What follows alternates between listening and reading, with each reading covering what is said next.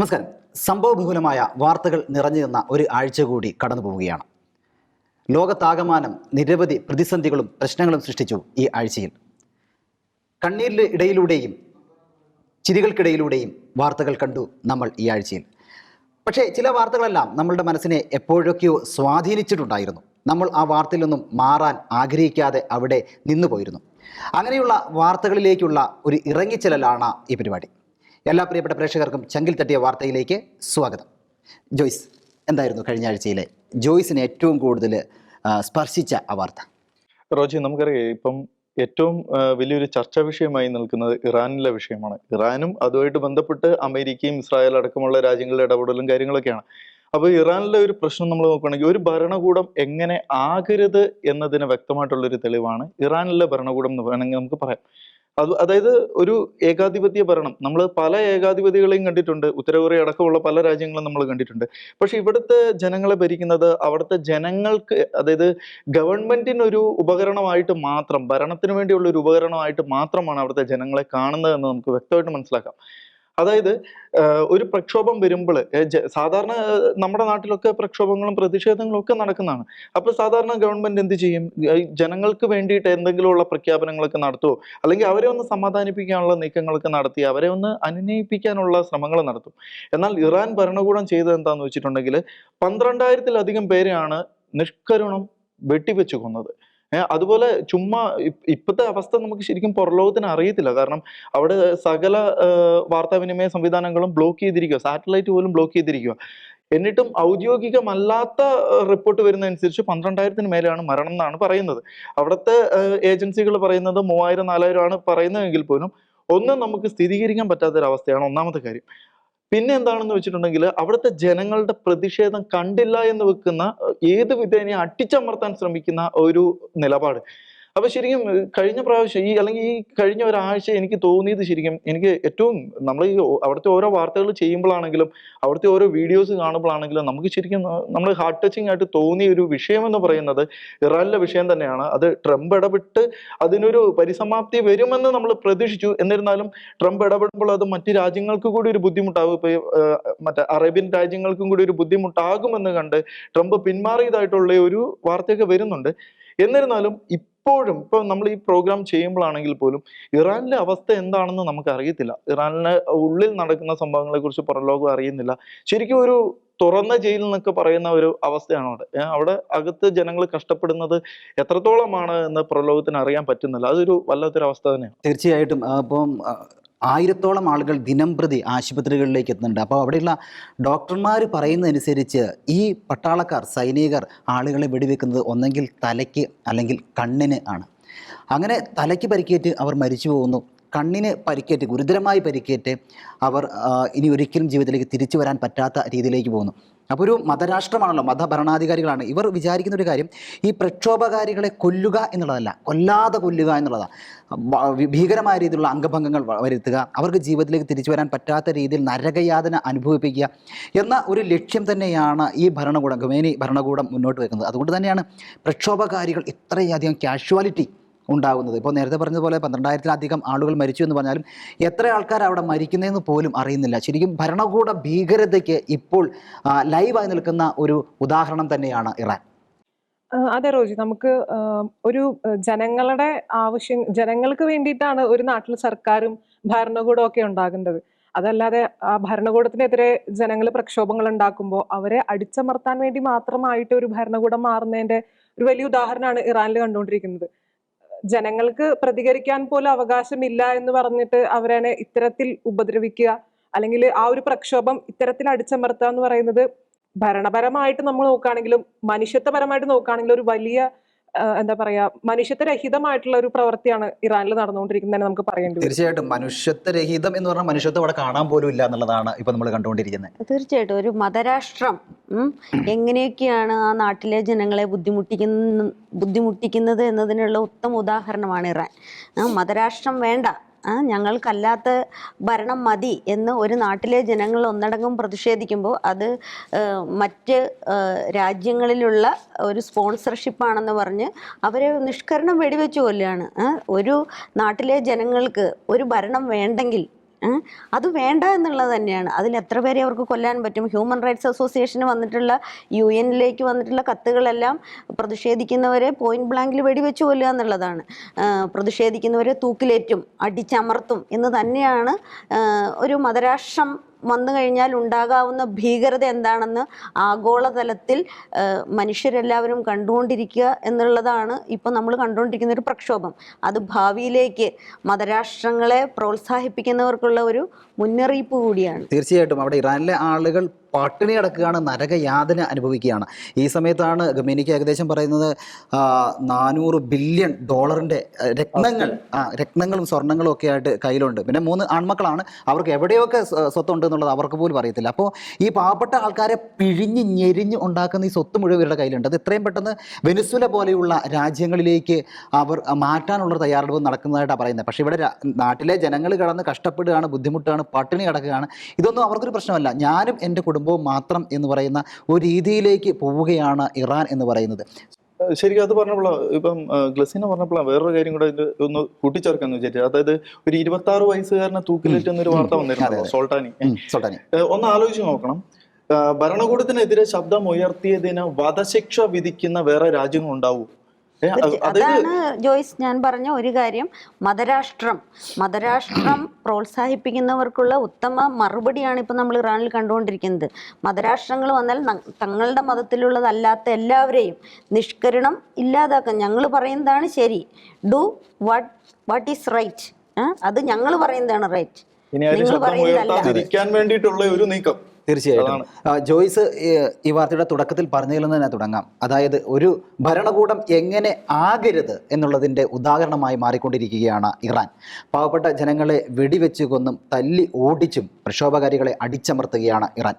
ലോകത്തിൻ്റെ മുഴുവൻ ശ്രദ്ധയും അങ്ങോട്ട് പോവുക തന്നെ വേണം.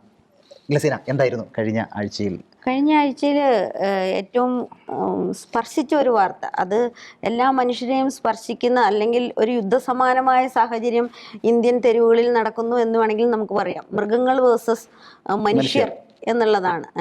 തെരുവ് നായ പ്രശ്നത്തിൽ ഇത്രയധികം ശ്രദ്ധ പിടിച്ചു പറ്റാൻ ഒരു കാരണം ജനുവരി 15 വന്ന സുപ്രീം കോടതി വിധിയാണ്.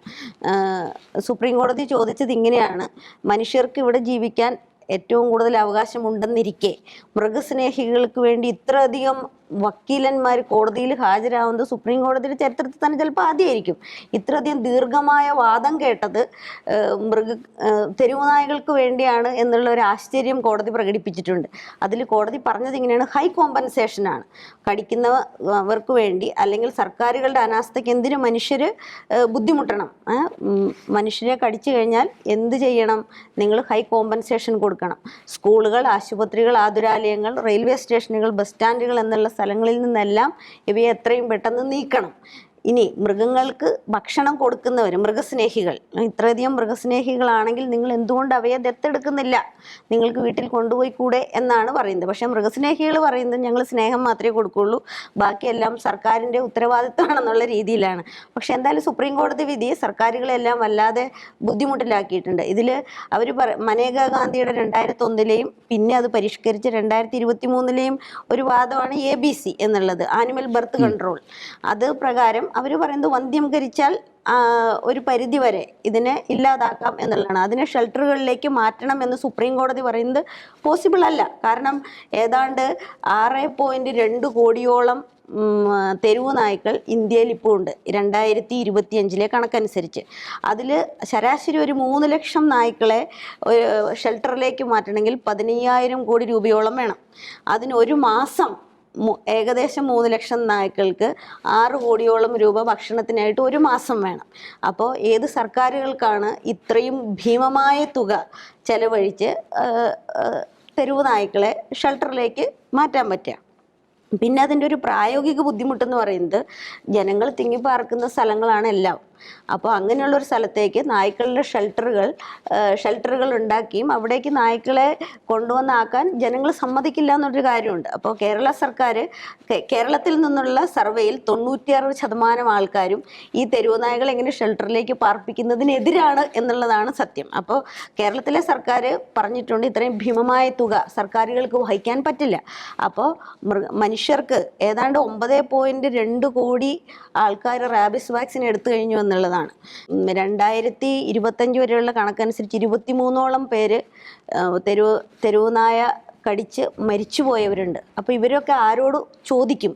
അതുകൊണ്ടാണ് സുപ്രീം കോടതി പറഞ്ഞിട്ടുള്ളത്, സുപ്രീം കോടതിയുടെ നമ്മുടെ ഇന്ത്യൻ ഭരണഘടന അല്ലെങ്കിൽ ഒരു സർക്കാർ നമ്മൾക്ക് ഏറ്റവും സാധാരണക്കാരായ ജനങ്ങൾക്ക് വേണ്ടി വേണം തീരുമാനങ്ങൾ ഉണ്ടാക്കാൻ, നിയമനിർമ്മാണം നടത്താൻ. അപ്പോൾ മൃഗങ്ങൾക്ക് വേണ്ടി വരുന്ന ഇത്രയധികം ആൾക്കാർ എന്തുകൊണ്ട് മനുഷ്യരുടെ ജീവന് വില കൽപ്പിക്കുന്നില്ല? അടിയന്തരമായി ഇതിൽ സർക്കാരുകൾ ഇടപെടണം. ഇതിൽ ഇടപെട്ടില്ലെങ്കിൽ അതിനെ എന്താണെന്ന് വെച്ചാൽ ചെയ്യുക എന്നുള്ളതാണ്. മനുഷ്യർക്ക് ഭീഷണിയാവുന്ന രീതിയിൽ അതിനെ തെരുവുകളിൽ കാണാൻ പാടില്ല എന്ന് സുപ്രീം കോടതി പറഞ്ഞിട്ടുണ്ട്. ഈ ആനിമൽ ബർത്ത് കൺട്രോൾ, വന്ധ്യംകരിക്കുക എന്ന് മനേകാ ഗാന്ധിയുടെ പരിഷ്കരിച്ച നിയമത്തിൽ പറയുന്നത് അവ പിന്നെ കടിക്കില്ല എന്നുള്ളതാണ്. അപ്പോൾ കടിക്കില്ല എന്നുള്ളതിന് ഒരു തെളിവും ശാസ്ത്രീയമായി ഇല്ല എന്നുള്ളതാണ്. കേരളത്തിൽ വന്ധ്യംകരിച്ച നായ്കളടക്കം അറ്റാക്ക് ചെയ്തിട്ടുണ്ട്, ജനങ്ങളെ കടിച്ചിട്ടുണ്ട്. പിന്നെ മൃഗസ്നേഹികളോട് പറഞ്ഞ ഒരു കാര്യം, ഇനി ഒരു കാര്യം മാത്രമാണ് ബാക്കിയുള്ളത്. നമുക്ക് നായകൾക്ക് ഒരു കൗൺസിലിംഗ് കൊടുത്തു കഴിഞ്ഞാൽ ചിലപ്പോൾ അവരുടെ മാനസികാവസ്ഥ മനസ്സിലാക്കാൻ ചിലപ്പോൾ അവ കടിക്കില്ലായിരിക്കും. ബോധവൽക്കരണം നടത്തുക എന്നുള്ളതാണ് നായകൾക്ക്. അതിനൊരു പശ്ചാത്തലമുണ്ട്. ഉത്തർപ്രദേശിൽ സർക്കാർ ഏർപ്പെടുത്തിയ ഒരു ഡോക്ടറും 2 കൗൺസിലേഴ്സും നായകളെ പിടിച്ചുകൊണ്ട് പോവുക, അതിനുശേഷം അവയെ കൗൺസിലിംഗ് കൊടുക്കുക. പട്ടിയുടെ മാനസികാവസ്ഥ, നായ്ക്കളുടെ മാനസികാവസ്ഥ മനസ്സിലാക്കിയതിന് ശേഷം കൗൺസിലിംഗ് കൊടുക്കുക. എന്നിട്ട് അവയെ എവിടെ നിന്നാണോ പിടിച്ചുകൊണ്ട് പോയത് അവിടെ തിരിച്ചു കൊണ്ടുവന്ന് വിടുക. അത് കഴിഞ്ഞ് അവയെ നിരീക്ഷിക്കുക. നിരീക്ഷിച്ചതിന് ശേഷം വീണ്ടും കടിച്ചാൽ മാത്രം അവയെ ഷെൽട്ടറുകളിലേക്ക് മാറ്റുക എന്നുള്ളതാണ് ഇപ്പോൾ ഉത്തർപ്രദേശിൽ നടന്നുകൊണ്ടിരിക്കുന്നത്. അപ്പോൾ അതിനെയും കൂടെ ആസ്പദമാക്കിയിട്ടാണ് സുപ്രീം കോടതി ഇങ്ങനൊരു കാര്യം പറഞ്ഞത്. നിങ്ങൾ കൗൺസിലിംഗ് കൊടുത്ത് നോക്കൂ, ചിലപ്പോൾ നായകൾക്ക് മനസ്സിലാകുമായിരിക്കും അത് എന്നുള്ളതാണ്. സുപ്രീം കോടതിയുടെ രീതിയിൽ നിന്ന് വലിയൊരു പരിഹാസമായിരുന്നു അത്. നായകളെ പിടിച്ചുകൊണ്ടുപോയി നിങ്ങൾ കൗൺസിലിംഗ് കടിച്ചു പറിക്കാതിരിക്കാൻ എന്നുള്ളത്. കാരണം തെരുവിലേക്ക് ഇറങ്ങാൻ പറ്റാത്തൊരവസ്ഥയാണെന്നേ. ഇന്നലെ തന്നെ കണ്ട ഒരു വാർത്ത, ഒരു കുട്ടി സ്കൂൾ വിട്ട് വരുന്ന വഴിക്ക് തെരുവുനായ വന്ന് മേത്തേക്ക് ചാടി കയറാണ്. കുട്ടി അവിടെ കിടന്ന് ഉരുളുകയാണ്. തെരുവുനായ മുകളിൽ കയറി ശക്തമായ രീതിയിൽ ആക്രമിക്കുന്നു. നമുക്ക് പറയുമ്പോൾ എന്ന് പറഞ്ഞങ്ങ് വിടും. പക്ഷേ നമ്മുടെ വീട്ടിലെ ഒരു കുഞ്ഞിനോ അല്ലെങ്കിൽ നമുക്കോ വന്നു കഴിയുമ്പോൾ മാത്രമേ നമുക്കത് അറിയുള്ളൂ. നമ്മൾ ഓഫീസിൽ നിന്ന് പലപ്പോഴും നടന്നു പോകുമ്പോൾ റോട്ടിൽ കൂടെ നടക്കാൻ പറ്റാത്ത അവസ്ഥയാണ്. കാരണം തിരുവനായ്ക്കളാണ് ചുറ്റും. ഇത് എന്തെങ്കിലും ചെയ്യുമോ എന്നുള്ള ഭയങ്കര പേടിയാണ്. അതുകൊണ്ട് തന്നെ രാത്രികളിലൊക്കെ പോകുമ്പോൾ നല്ല പേടി തന്നെയാണ്. അപ്പോൾ ഈ തെരുവുനായ പ്രശ്നം എന്ന് പറയുന്നത് രൂക്ഷമായിക്കൊണ്ടിരിക്കുക തന്നെയാണ്. നമ്മൾ അലക്ഷ്യമായി സംസാരിച്ച് വിടേണ്ട ഒരു വിഷയമാണ് എന്ന് എനിക്ക് തോന്നുന്നില്ല. ശക്തമായ നടപടികൾ തന്നെ സർക്കാർ സ്വീകരിക്കേണ്ടതല്ലേ? ശരിക്കും നായ്ക്ക് വേണ്ടിയിട്ടും മൃഗങ്ങൾക്ക് വേണ്ടിയിട്ടും വന്യജീവികൾക്ക് വേണ്ടിയിട്ടൊക്കെ സംസാരിക്കാൻ നമ്മുടെ നാട്ടിൽ ആളുണ്ട്. മനുഷ്യന് വേണ്ടിയിട്ട് സംസാരിക്കാൻ ആളില്ല എന്നതാണ് ശരിക്കും സത്യം. ഈ ആക്രമിക്കപ്പെടുന്ന എത്ര പേർക്ക്, ഇപ്പൊ നായ ആയാലും ശരി വന്യജീവി ആയാലും ശരി, മൃഗങ്ങളുടെ ഭാഗത്തു നിന്ന് അക്രമം ഉണ്ടായ എത്ര പേർക്ക് ഗവൺമെന്റ് പ്രഖ്യാപിച്ചിട്ടുള്ള എന്തൊക്കെ ആനുകൂല്യങ്ങൾ അല്ലെങ്കിൽ എന്തൊക്കെ നഷ്ടപരിഹാരങ്ങൾ ലഭിച്ചിട്ടുണ്ടോ എന്ന് നമ്മൾ അന്വേഷിച്ചിട്ടുണ്ടെങ്കിൽ വളരെ തുച്ഛമായിട്ട് ലഭിച്ചിട്ടുള്ളൂ. അതൊക്കെ പലതും പ്രഖ്യാപനത്തിൽ നിന്ന് പോയിട്ടേ ഉണ്ടാവുള്ളൂ.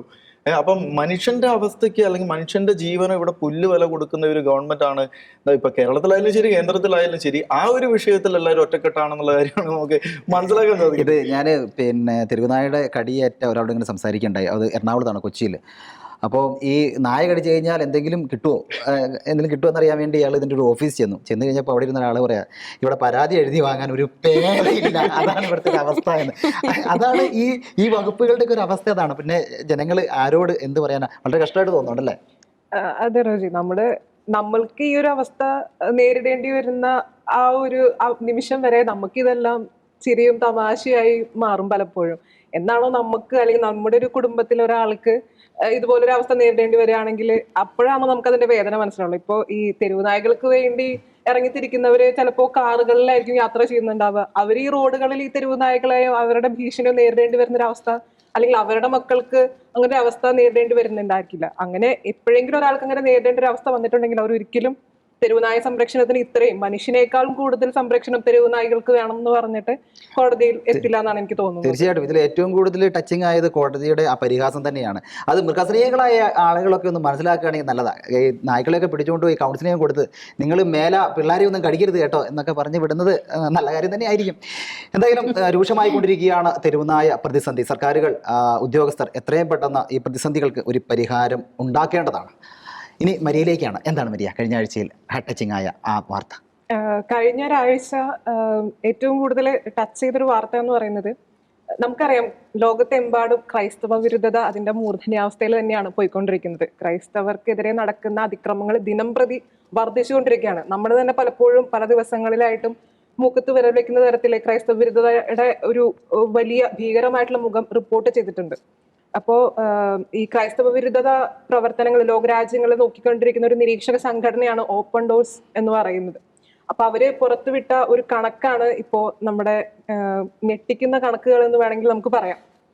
കാരണം ക്രൈസ്തവ വിരുദ്ധത നടന്നുകൊണ്ടിരിക്കുന്ന 50 രാജ്യങ്ങളിൽ നടന്ന ഒരു സർവേയുടെ അടിസ്ഥാനത്തിൽ ക്രൈസ്തവ വിരുദ്ധ പ്രവർത്തനങ്ങൾ നടക്കുന്ന ആദ്യ 10 രാജ്യങ്ങളുടെ ഒരു ലിസ്റ്റ് സംഘടന പുറത്തുവിട്ടിട്ടുണ്ട്. ഭാഗ്യമെന്ന് പറയട്ടെ, ആ 10 രാജ്യങ്ങളിൽ ഇന്ത്യ പെടുന്നില്ല. പക്ഷെ എന്നിരുന്നാലും നമ്മളൊട്ടും പിന്നിലല്ല, 12ാമതായിട്ട് ഇന്ത്യയും ഉണ്ട്. അപ്പൊ 2024 കണക്കുകളാണ്. 2023 ഒക്ടോബർ 1 മുതൽ 2024 സെപ്റ്റംബർ 30 വരെയുള്ള കണക്കാണ് ഇതിൽ വരുന്നുള്ളൂ. അപ്പൊ ഭാവിയിൽ നമുക്ക് വരുമെന്ന് നമുക്ക് അറിയില്ല, നമുക്ക് നോക്കാം.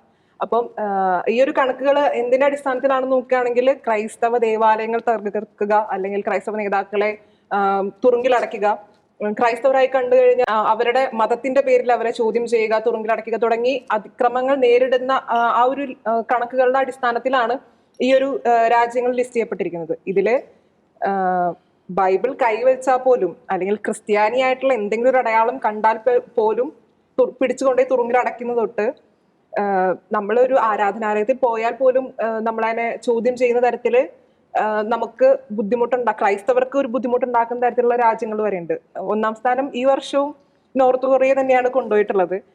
കാരണം അവിടെ നമുക്കറിയാം, ബൈബിൾ കൈവയ്ക്കുന്നത് പോയിട്ട് എല്ലാം ക്രൈസ്തവനാണെന്ന് തിരിച്ചറിയ പോലും ചെയ്തിട്ടുണ്ടെങ്കിൽ ഒന്നില്ലെങ്കിൽ സ്പോട്ടിൽ വെടിവെച്ച് കൊല്ലുക, അല്ലെങ്കിൽ 7 തലമുറ വരെ ജയിലിൽ അടയ്ക്കുക, തുറുങ്കിലടയ്ക്കപ്പെടുക എന്നുള്ള നിയമം അവിടെ ഇപ്പോഴും വാലിഡ് ആണ്.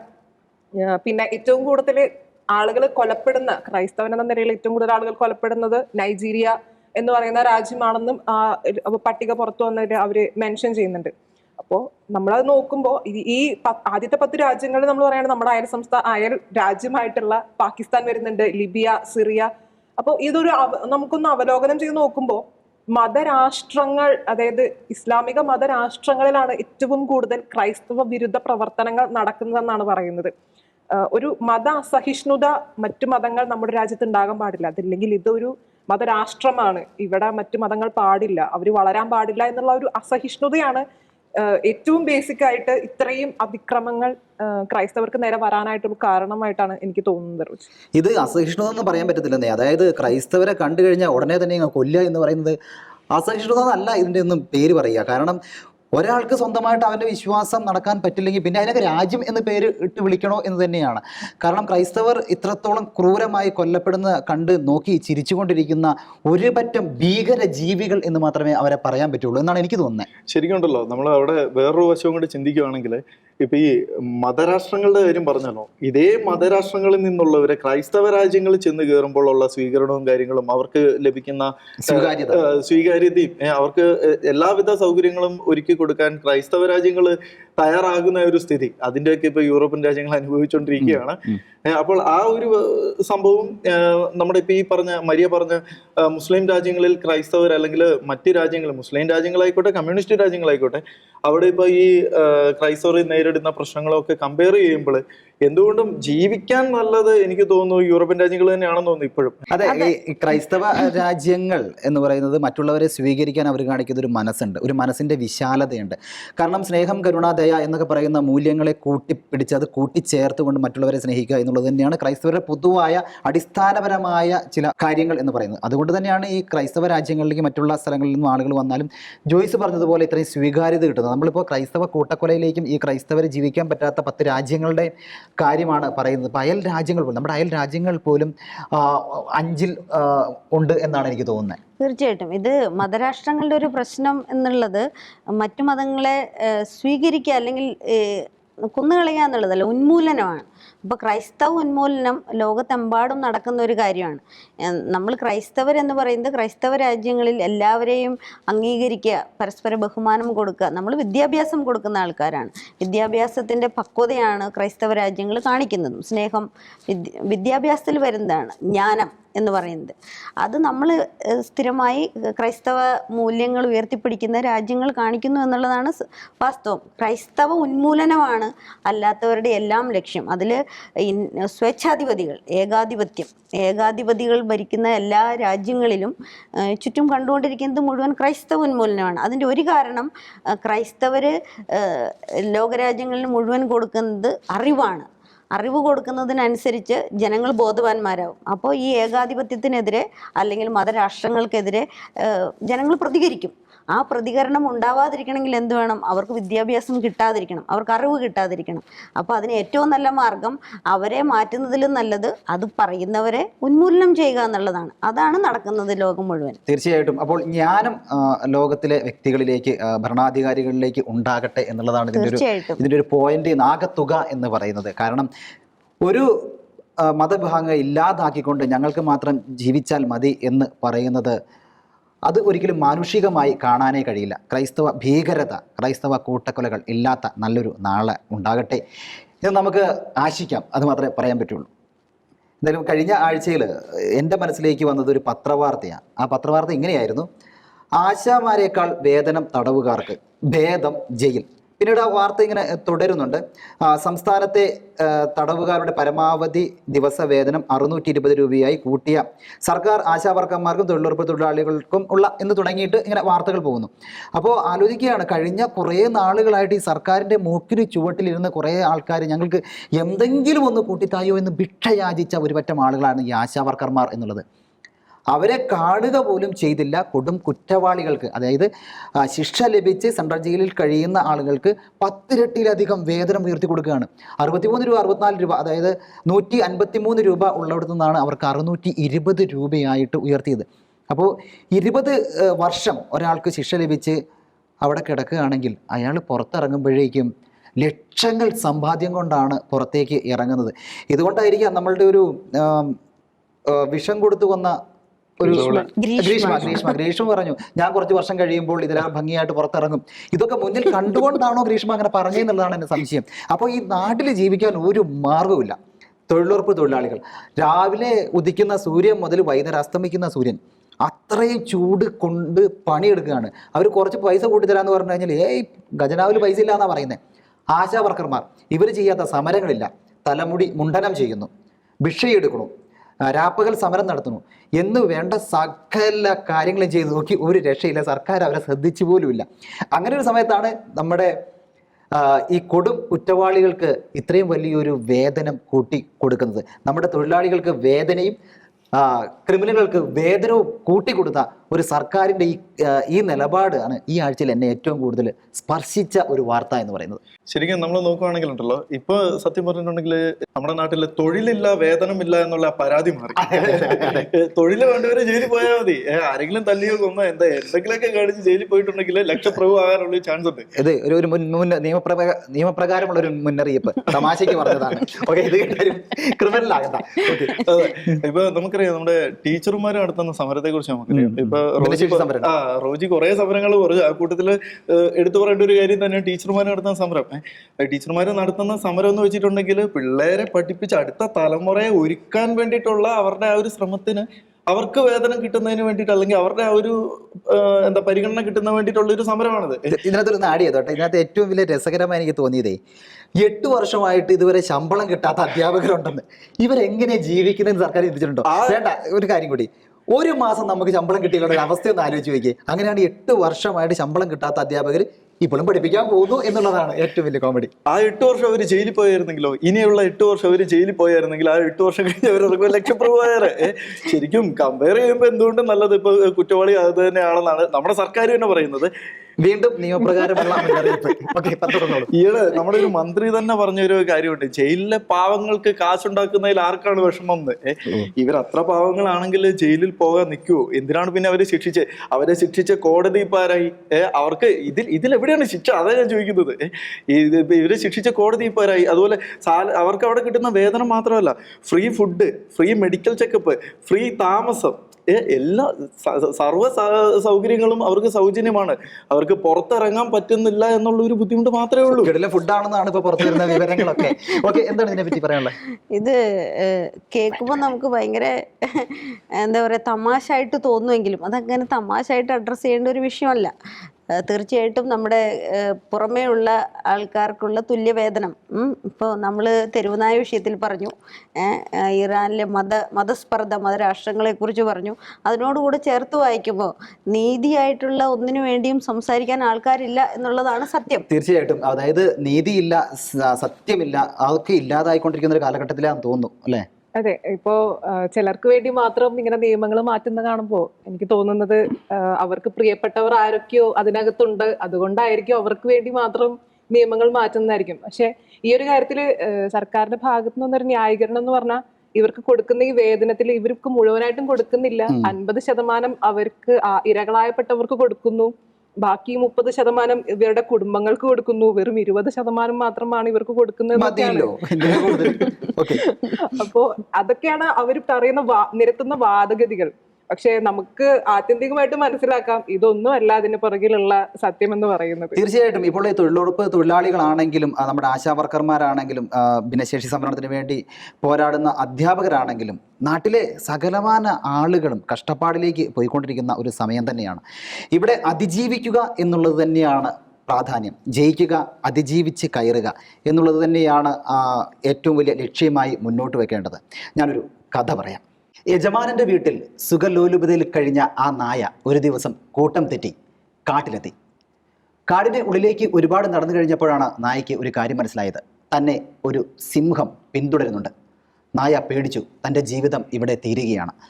താൻ ആ സിംഹത്തിൻ്റെ ഭക്ഷണമാകാൻ പോവുകയാണ്. നായ വിറയ്ക്കാൻ തുടങ്ങി. പക്ഷേ ധൈര്യം സംഭരിച്ചുകൊണ്ട് നായ ഉറക്കെ വിളിച്ചു പറഞ്ഞു, ഇവിടെയെങ്ങും ഒരു സിംഹത്തെ കാണുന്നില്ലല്ലോ എന്ന്.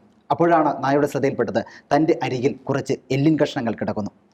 അത് നോക്കിക്കൊണ്ട് നായ പറഞ്ഞു, കഴിഞ്ഞ പ്രാവശ്യം തിന്ന സിംഹത്തിന് എന്ത് രുചിയായിരുന്നു, അതിൻ്റെ എല്ലുകളല്ലേ ഈ കിടക്കുന്നത്. ഇത് സിംഹം കേട്ടു. സിംഹം ഒന്ന് പേടിച്ചു.